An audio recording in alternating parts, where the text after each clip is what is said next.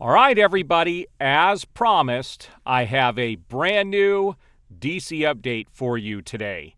And in this video, I am going to talk about what I think may be happening behind the scenes over there at Warner Brothers Discovery and with Netflix and some of the stuff that's been going on. And these are based off of observations that I've made. Now, everything I am going to be talking about when I get to that particular story is speculation on my part. So I'm not saying this is what is happening, because I know there are a lot of slow people that watch my videos.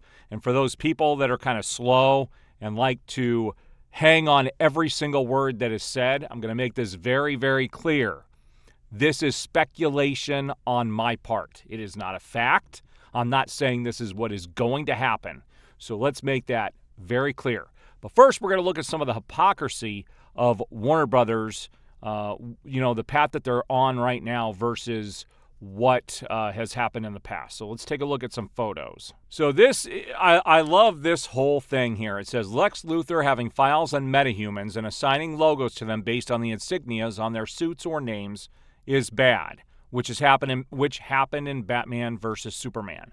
Maxwell Lord making suits for half the superheroes in the DCU, including smart and or space-based ones who can create their own suits, allegedly on behalf of the government, is okay. Now, this is one of the gripes I saw with this. Green Lanterns made an oath when they became a Lantern. Guy Gardner included. He has a suit. He should be wearing it. I can't see that OA would be, the elders or whatever they're called, would be okay with Green Lantern doing stuff like this and selling out to his own government when they are there to protect their sectors. And so I find this, again, massive hypocrisy versus, what's come in the past. The same people will do this with Superman's suit. Well, they complained about about Zack Snyder's Superman suit, but are okay with what James Gunn is doing. And I will tell you, I've seen this. I'm on a lot of DC boards all over Facebook, all over Twitter, and I will tell you that the majority of the people, I would say it's 80-20, 80% do not like the look of this film. The other 20% say they're all for it. They're looking for something fresh, but by far, the criticism has been negative. All right, this is my favorite poster from Man of Steel. I thought I would share this. I did put this on Twitter the other day. I think Man of Steel is a masterpiece. I own the vinyl poster for this. It is my favorite poster that I own. I think this movie was ahead of its time. I watched it over the weekend, and man, this film is just epic. And I don't think we're ever going to see anything like this from Warner Brothers ever again. Now, this is very interesting. So there is some speculation out there, and I think this is kind of a joke. I hope this is a joke. I hope this isn't what they're doing, but there is a Green Lantern. I don't know this Lantern's name. That does look like a squirrel, and it says a second Green Lantern in the Superman film, and they put a smiley face here. Now, this is meant to be a joke, okay, and I want to make that very clear. I'm not stupid enough to think this is what they're doing, but I'm going to tell you right now, this is the kind of stuff that James Gunn does. This is who he is. I would not put it past him to do something like this. So, yeah, this is very strange that they're having a squirrel in the movie. And let's look at it from the other side of this. Let's say that Superman is looking down at this squirrel. Maybe he saved some animals in the park and takes time to look at the animals. Again, kind of stupid. So no matter how you look at this, how is this going to fit into the film? Now, this, again, is rumor. There's nothing to back this up, but I thought I would share this because, again, this is right up James Gunn's alley. It says, rumored DCU projects that James Gunn may announce within the next year. Lobo, The Terrifics, Justice League International, The Huntress, Constantine, Justice League Dark, and The Rogues. Okay, so I want to point some things out about this. First of all, we only have part 1 of phase 1. We don't know how many parts are going to be in phase 1 that have been announced. The only 2 things that are even in production right now is Superman, and they're getting ready to do Supergirl. Outside of that, nothing else is really in production in regards to the DCU. And they did greenlight the Green Lantern show, Lanterns. Now, we don't know anything about these projects. Specifically, they haven't announced casts or anything. And so we should be hearing stuff shortly, and I will be covering that. But this list here is totally something that James Gunn would do. He doesn't care about the main heroes. He only cares about the oddities, and he has said this himself. These are not projects that the mainstream audience wants to see. You got to have the core characters first and focus on them before you can do some of this offshoot stuff. But I would not put it past Gunn to do this. All right, now this goes back to that. I laugh when I see this because it is so true. So this is, that Justice League movie that was going to be filmed in the 90s. I don't know if it was a show or a TV movie. But this is what these suits look like. Like, honestly, from the set, this is what this stuff looks like. And it looks like Superman fits right in with them. I think it's kind of funny. At any rate, let's move on.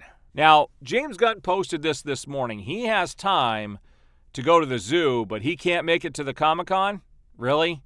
Really?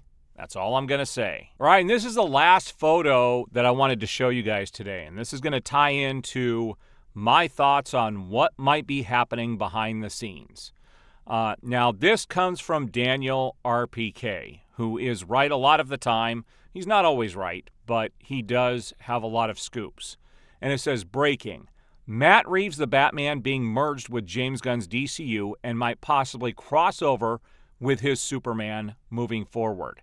Yes, Matt Reeves has apparently been struggling with the script of the Batman Part 2 script and is thinking of possibly merging his universe with Gunn's Superman universe. Recently announced his Ark Asylum TV show for HBO Max was recently canned, and with the Penguin show coming up in September, it'll be interesting if there's any possible hints to James Gunn's DC universe, and with Robert Pattinson's cameo, that he might reveal details of Batman Part 2 storyline going forward. Now, this is very interesting. Personally, do I think this is going to happen? Well, first of all, this is a very real possibility. Now, this wouldn't explain why the Arkham Asylum show was canceled, though. And what I mean by that is you have to understand the history of the Arkham Asylum show. Originally, this was going to be a Gotham City Police Department show set in Matt Reeves' universe along with the Penguin show. Okay? That's what was originally going to happen. Then it morphed into this Arkham Asylum TV show in Matt Reeves' universe. And it was basically based off of the Ben Affleck script that was going to be the Batman film that was originally supposed to be the Batman film. But then he was going to morph it into this show. And then this was all announced prior to James Gunn taking over. I've had videos about this in the past. So that's what was going to happen. Then you had James Gunn come in, and he was saying that the Arkham Asylum show was always going to be a DCU show. No, it wasn't. And there is proof in history to prove that it was not originally going to be a DCU show. He took it, he was basically taking it away from Matt Reeves and putting it into his DCU. And now that has been canned. If they are going to merge these two universes, why would that have to be canned? Or they could morph it back into Matt Reeves' show and that universe. I wouldn't put it past James Gunn to force Matt Reeves to put this in his universe. If you've noticed, Matt Reeves has been very quiet. And he did make it well known before that he wanted the Batman to be a completely separate universe, not tied to the DCU at all. Now, with one thing that backs up that this may be happening is the fact that they do have another Batman movie coming out, The Brave and the Bold, pretty soon. And the longer they push this off, the closer it's going to get to the release of that particular movie. So it makes sense to maybe just stick with one Batman. So either I think the Batman 2 may end up getting canceled, or he may fold into Matt Reeves' universe. But this does lead on to, ultimately, what is going to happen with this Arkham Asylum TV show. And that's what I want to talk about next, what I think may be happening behind the scenes here. All right, guys, so here's what I think may be happening. Again, these are based off of my observations and what I've been seeing in the industry. The first thing I want to point out, which I find very interesting, and I was thinking about this last night. Have you noticed how David Ayer has gone completely silent on social media? He's not talking about the Suicide Squad anymore. Like, he's gone silent. I haven't seen him post much of anything at all. I'll tell you what, The Beekeeper, if you guys haven't seen it, one of my favorite films of this year, without question. I love The Beekeeper movie. Love it. I own it on 4K. So, notice that he's gone quiet. And notice how Zack Snyder is still posting stuff all over Vero and social media about his DCU movies. He has not moved on. He even said this in the Full Circle event, that if given the opportunity, he would finish his story. Now, let's look at what has happened with Zack Snyder's films and this thing going on in California at the beginning of August. They're doing this whole thing at this specific theater, and the theater that they are showing all of his movies in, that theater is owned by Netflix. Okay? So, here is what I think could be happening behind the scenes. I think possibly that Batman project, the Arkham Asylum show, that was originally Ben Affleck's script for the Batman, may be being purchased by Netflix.